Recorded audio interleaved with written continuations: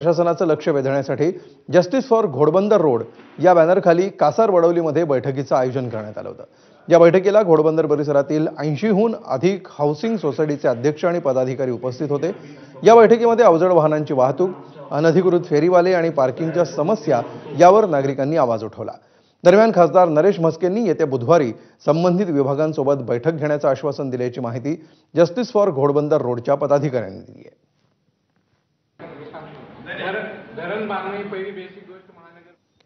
तर मुंबईच्या पश्चिम द्रुतगती महामार्गावर मालाडजवळ एका दुचाकीस्वाराला डंपरनं धडक दिली।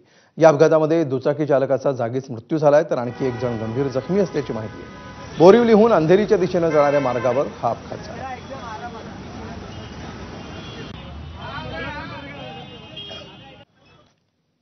तर मुंबई अहमदाबाद राष्ट्रीय महामार्गावर दापचारी चेकपोस्ट जवळ एका कारला भीषण आग लागली।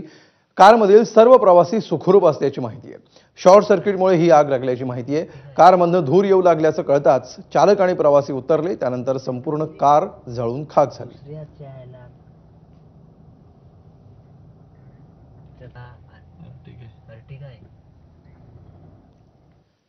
तर नवी मुंबईतील कोपर